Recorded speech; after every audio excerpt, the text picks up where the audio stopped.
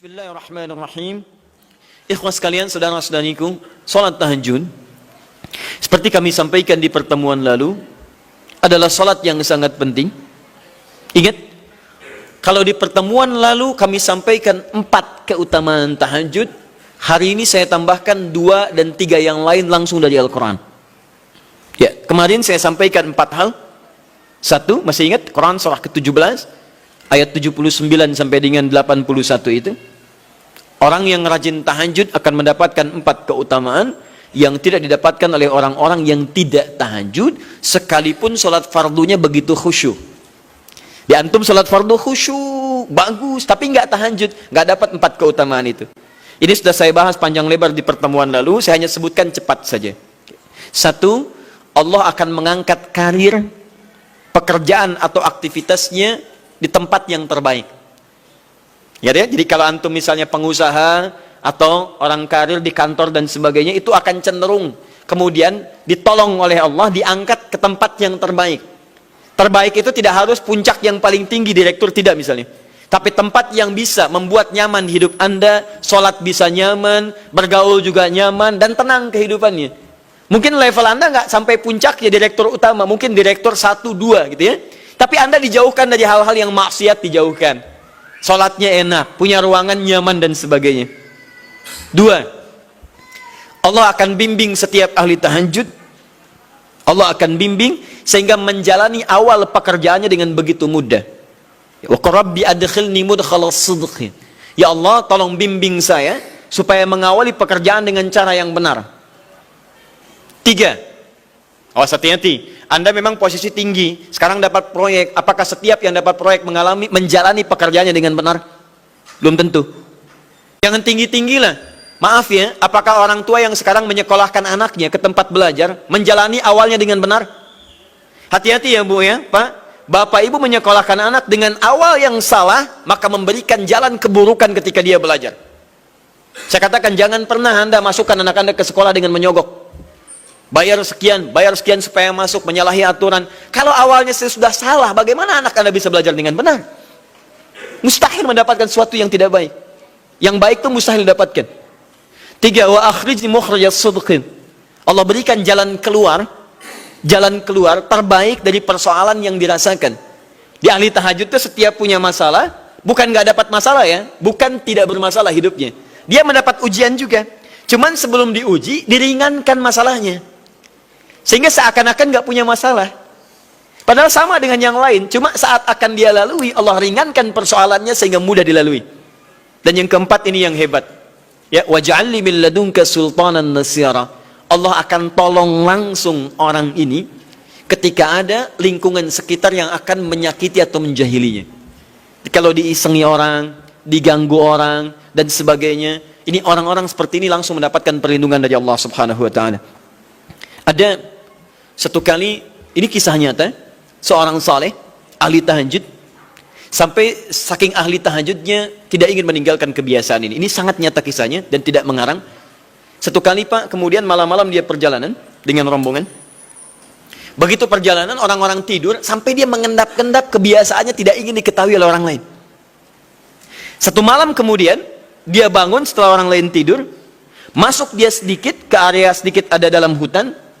Begitu sedang menunaikan sholat, dia duga kemudian tidak ada orang lain yang melihatnya. Ternyata ada satu orang atau beberapa yang kemudian tergerak, mendengar suara dan menyaksikan kebiasaan dia. Anda tahu apa yang terjadi? Dan inilah yang disampaikan oleh orang-orang yang melihat itu. Begitu sedang sholat, teman-teman sekalian, tiba-tiba baru bertakbir malamnya, lompatlah dikisahkan seekor harimau di depannya. Dalam keadaan yang sudah lapar. Saya mau tanya pada Bapak Ibu, begitu sholat misalnya Allahu Akbar, tiba-tiba samping ada harimau. Wow. Apa yang dilakukan? Kabur. Udah gak panjang pikirnya, kabur gitu kan. Tapi sekarang lihat apa yang beliau sampaikan. Begitu datang harimau itu, perhatikan ahli tahajud ini, dia ingat dengan janji Allah. Dia ingat dengan janji Allah. Perhatikan baik-baik ya. Kalau Anda sudah punya kebiasaan Qur'ani dalam jiwa Anda, maka ayat itu akan hadir membimbing Anda dalam setiap kesulitan Anda. Apapun itu. Nabi Yusuf dekat dengan Allah. Ketika digoda muncul ayatnya. Laula arra'a burhana rabbi. Kalau bukan melihat petunjuk dari Rabbnya, niscaya ada sesuatu yang buruk terjadi kepadanya. Tapi Allah jaga beliau. Lihat baik-baik teman-teman. Begitu melompat harimau itu, Kemudian dia katakan dalam jiwanya, lihat kalimatnya, ya khalqallah, hei makhluk Allah. Dia tidak katakan ya namar, hei harimau, tidak. Kalau disebutkan harimaunya menunjuk pada zatnya, tapi dia lekatkan makhluk ini kepada penciptanya, hei makhluk Allah. Ya khalqallah, hei makhluk Allah. Jika saya memang rizki yang telah Allah tetapkan untukmu pada saat ini, maka saya ridho untuk engkau makan, silakan, tidak ada masalah.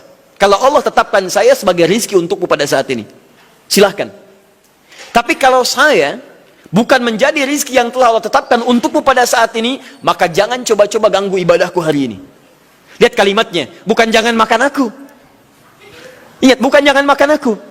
Jangan coba-coba ganggu ibadahku saat ini, atau aku akan mohonkan pada Allah penciptamu untuk menghancurkan engkau saat ini juga. Perhatikan, dia minta jangan ganggu tahajudnya, bukan jangan makan dirinya. Apa yang terjadi ketika dikaitkan dengan ayat perlindungan tentang tahajudnya, maka tiba-tiba harimau ini pergi meninggalkannya, mengaum sekali langsung pergi. Anda bisa bayangkan, bisa nggak malam-malam begitu Anda sholat, tiba-tiba ada nyamuk misalnya, kan banyak tuh. Begitu Anda mulai disengat oleh nyamuk, diambil, Anda katakan, hei nyamuk, kalau ini memang rizki yang telah Allah tetapkan untukmu saat ini, sedot sebanyak-banyaknya, saya ikhlas. Tapi kalau bukan, jangan coba-coba ganggu saya.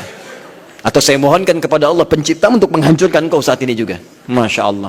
Kira-kira apa reaksi nyamuk? Makin banyak kayaknya. Coba cek. Berarti chemistry-nya harus lebih dibangun lagi. Tingkatkan. Itu waj'alni min ladunka sultanan nasira. Nah, maka teman-teman sekalian, dari 4 ini, kemudian Nabi menguatkan tentang itu sampai muncul ayat-ayat khusus dari Al-Quran untuk memberikan jaminan-jaminan. Ini tambahannya. Yang kelima, ini yang belum saya sampaikan pertemuan lalu. Kelima, sholat tahajud itu adalah kebiasaan ahli surga saat di dunia. Jadi kalau Anda ingin melihat ahli surga yang hadir di dunia, salah satunya lihat kebiasaan sholat malamnya. Bukan nonton bola. Dan tidak dikalahkan oleh bola. Dia nggak peduli mau Kroasia menang 2-1 lawan Inggris, dia nggak peduli. Ya, mau Prancis menang 1-0 lawan Belgia, dia nggak peduli. Pokoknya terserah, yang penting juaranya Prancis misalnya gitu kan, tidak. Dia nggak peduli, mau siapapun nggak ada masalah. Dan tidak dikalahkan. Jadi kalau Anda ingin melihat kebiasaan ahli surga saat di dunia, lihat kebiasaan malamnya. Kalau dia bangun dan mengalahkan semua kebiasaan malam ahli dunia, maka itulah ahli surga. Salah satu kebiasaannya. Ya, kalau nanti turunan dari tahajud yang muncul, nanti saya terangkan. Yang berhasil tahajud, ciri-cirinya begini. Jadi jangan dilihat setiap yang malam sholat itu disebut ahli tahajud, belum tentu, ada ciri-cirinya. Tapi ciri yang pertama, yang melekat kuat, kelihatan nampak, pertama adalah ciri ahli surga, dia memiliki kecenderungan untuk sering bangun malam. Dalilnya Quran surah ke-51 ayat 15 sampai dengan ayat ke-17-nya. Innal muttaqina fi jannatin wa 'uyun, sungguh di antara orang takwa itu nanti akan ada yang mendapatkan hadiah taman surga. Apa keistimewaannya? Akhidhina ma atahum rabbuhum innahum kanu qabla dzalika muhsinin. Sungguh kebiasaan mereka itu saat di surga, keutamaan surga, taman surga ini, mereka akan langsung mendapatkan semua kenikmatannya dari Allah langsung. Kalau surga lain diberikan lewildanun mukhalladun, pelayan surga. Di kalau antum ikhwan oleh bidadari surga, yang akhwat oleh pangeran-pangeran surga. Ganteng cantiknya nggak usah dibayangkan, tak terlukiskan. Ada hurun in, ada seperti mutiara, ada seperti berlian, oh, indah sekali. Dan kata Nabi, mala ainan ra'at wala udhunun sami'at wala khatara ala qalbi bashar. Ya, enggak pernah dilihat di bumi. Dia mengantarkan bi aqwabi wa abariq wa ka'sin min ma'in, bawa gelas-gelas yang berleburan mutiara, emas dan sebagainya. Enggak seperti ini, enggak ada merek Akhir TV di sana nanti, ya. Semuanya indah. Tapi enggak terbayang. Tapi taman surga tidak. Allah langsung yang berikan tanpa perantara. Kun fayakun, gak usah dibayangkan, laisa kamitslihi syai', ada seketika. Tapi yang hebat, apa kebiasaan ini? Kata Al-Quran langsung, ini Allah yang mempersaksikan. Innahum kanu qabla dzalika muhsinin, mereka itu ahli ihsan saat di dunia. Ayat 17-nya, kanu qalila minal laili ma yahja'un. Mereka itu malamnya sedikit tidurnya. Jadi punya kebiasaan bangun malam. Jadi kalau Anda, ini cara memahami ayat itu begini. Cara memahami ayat seperti ini, jangan mencari orang lain. Anda sendiri yang menjadi bagian dari ayat itu. Jadi itu diinformasikan pada kita, sebagai tawaran, kita mau nggak berniaga dengan ayat itu? Mau nggak menjadi bagian dari ahli surga itu? Jadi jangan sibuk mencari kebiasaan orang. Kenapa Anda tidak membiasakan diri jadi bagiannya? Ya, jadi coba cek dari keluarga. Ada nggak sudah jadi bagian dari ahli surga di keluarga Anda? Sekarang pulang ke rumah, coba lihat dari sekian orang yang ada di rumah berapa yang bangun? Mula-mula cuma 2 orang menikah suami istri belum bangun. Allah kirimkan anak belum bangun. Sudah ada cucu belum bangun. 10 orang di rumah nggak ada yang bangun. Masa satu pun nggak ada yang jadi ahli surga? Ayo coba. Makanya karena saking tingginya ayat ini, Nabi sampai membangunkan istrinya, membangunkan menantunya, membangunkan anaknya Fatimah Az-Zahra, menantunya Ali bin Abi Thalib. Dibangunkan oleh beliau, ayo bangun, bangun, bangun. Saking inginnya keluarga Nabi terpancar cahaya surga sejak mulai di dunianya. Teman-teman pulang ke rumah ya, coba lihat tuh. Anak-anak yang di pesantren kalau pulang dan sebagainya, malam bangun gak dia? Coba biasakan, bangun, bangun, bangun. Dan Anda akan rasakan hal yang sangat berbeda. 2, tadi tambah 1 ya, berarti 5, sekarang yang ke-6. Orang-orang yang rajin bangun malam, itu orang-orang yang mendapatkan pujian langsung dari Allah Subhanahu wa ta'ala. Jadi kalau Anda ingin melihat orang yang dipuji Allah, itu lihat orang yang sering bangun malam, tahajud. Di antara dalilnya, Quran surah ke-32 ayat ke-16. Tatajafa junubuhum 'anil madaji' yad'una rabbahum khaufan wa tam'a wa mimma razaqnahum yunfiqun. Setelah kita sujud itu ayat sajadah, Allah terangkan. Itu indah sekali kaitannya. Nih, di antara orang sujud ini ada yang lebih hebat lagi. Kalau Anda sholat subuh baca misalnya ayat sajadah, sujud, Allah terangkan. Di antara sifat orang yang rajin sujud ini adalah orang-orang yang rajin tahajud. Tatajafa junubuhum 'anil madaji'. Mereka sering menghindari tempat tidur di malam harinya. Maksudnya apa? Rajin tahajudnya. Ada orang-orang yang dipuji oleh Allah Subhanahu wa ta'ala karena kebiasaan malamnya dia menghindarkan diri dari tempat tidur. Maksudnya bukan nggak tidur, rajin bangun malamnya. Rajin bangun malam. Bapak Ibu kurang apa lagi ya? Kalau ada orang dipuji misalnya saat di dunia, presiden memuji seseorang, artinya presiden menyukai dia. Artinya presiden menjamin kemudahan baginya. Kalau ada orang yang dipuji Allah, artinya Allah mencintai dia dan menjamin kemudahan dalam kehidupannya. Maka dekati orang-orang seperti ini. Saya sarankan kalau antum punya teman, ikhwan sekalian, sedang mabit misalnya atau tugas dinas keluar. Tiba-tiba tengah malam di hotel dia bangun sholat, itu teman terbaik Anda. Saya katakan pada Anda, tandai orang ini dan dekati dia saat di kantor. Bangun ukhuwah dengannya, persahabatan dengannya. Maka ketika Anda mendekati orang-orang yang dipuji oleh Allah, maka Anda pun akan kedapatan bagian dari pujiannya. Karena mustahil orang yang dijaga oleh Allah mengajak Anda pada maksiat, itu mustahil. Mustahil. Sama teman-teman yang masih di kampus, kalau malam-malam misalnya di asrama atau pulang tiba-tiba ada orang-orang yang kelihatan sholat malam, dekati orang ini. Jadilah bagian dari sahabatnya. Dan dengan itu saya ajak, coba cek pasangan hidup Anda. Jangan-jangan selama ini Anda berdua belum mendapati sesuatu yang terbaik. Kalau ibu ingin suaminya dipuji oleh Allah Subhanahu wa ta'ala, maka bangunkan malamnya supaya dia sholat. Kalau istri Anda ingin dipuji oleh Allah Subhanahu wa ta'ala, bangunkan malamnya supaya dia sholat. Dan kalau bisa keduanya kompak. Pernah kan saya sampaikan di pertemuan lalu, Nabi menyampaikan, lihat rahimallahu ra'an atau rajulan. Allah merahmati seorang lelaki. Kemudian yang bangun di pertengahan malam dia sholat, lantas membangunkan istrinya dan mencipratan air di wajah istrinya supaya dia bangun menunaikan sholat malam. Seperti Allah merahmati seorang istri yang bangun di malam hari untuk sholat, kemudian dia mencipratan air di wajah suaminya supaya bangun untuk sholat. Saking tingginya mendapatkan pujian Allah, sampai kata Nabi SAW, ayo bangunkan istrimu sekalipun kau cipratkan air di wajahnya. Tapi mohon izin Bu ya, maksud hadis itu kalau sudah ada komitmen dan rencana bangun di malam harinya. Ingat ya, bukan ibu ngaji sekarang suami nggak hadir, terus dengar itu terus nggak punya rencana. Aduh saya pengen suami dipuji Allah, masya Allah malam-malam segayung Pak. Mama kenapa? Hadis Nabi Pak. Oh hadis Nabi.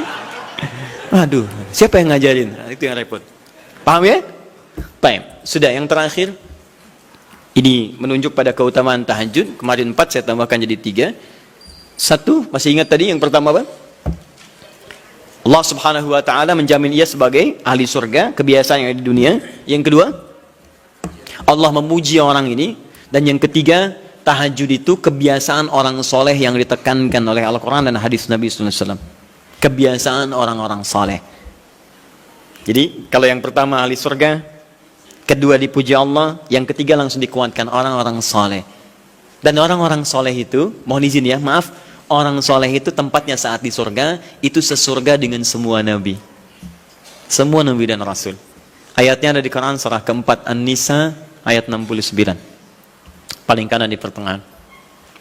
وَمَنْ يُطِعِ اللَّهَ وَالرَّسُولَ فَأُولَٰئِكَ مَعَ الَّذِينَ أَنْعَمَ اللَّهُ عَلَيْهِمْ مِنَ النَّبِيِّينَ وَالصِّدِّيقِينَ وَالشُّهَدَاءِ وَالصَّالِحِينَ وَحَسُنَ أُولَٰئِكَ رَفِيقًا. Siapa yang mau menaati Allah dan Rasulnya, maka dia bisa sesurga dengan orang-orang yang telah Allah berikan jaminan nikmat surga untuk mereka. Di antara mereka para nabi, awas, para syuhada, siddiqin, orang-orang jujur, wassalihin, orang-orang saleh. Ini syahidnya di ayat ini bahwa orang-orang saleh akan sesurga bersama semua nabi. Saya pernah katakan pada Anda, kalau beberapa nabi saja, maka bahasa Arabnya bukan nabiyin, tapi anbiya. Anbiya. Karena itu ada surah ke-21, surah Al-Anbiya. Di situ dikisahkan beberapa nabi saja. Puncaknya di Quran surah 21 ayat 83 sampai 90. Di situ ada kisah Nabi Zakaria, kisah Nabi Yunus, kisah Nabi Ayub dan sebagainya. Anda bisa baca itu, ada turunan para nabi, tapi tidak semua nabi dikisahkan. Tapi kalau Anda ingin sesurga dengan semua nabi tanpa kecuali, maka Anda kerjakan sebagai orang soleh saat di dunia, ada peluang mendapatinya. Nah, ciri orang soleh yang ditekankan itu, dia adalah orang-orang yang rajin bangun malam saat dia berada di dunia. Itu yang disampaikan tekanannya di Quran surah ke-76 Al-Insan ayat ke-26. Wa minal laili fasjud lahu wasabbihhu lailan tawila. Dan di antara sementara malam, tidak usah sepanjang malamnya, tapi sebagian malam cari waktu untuk banyak bersujud kepada Allah dan memperbanyak tasbih kepadanya. Di antara makna tasbih dan sujud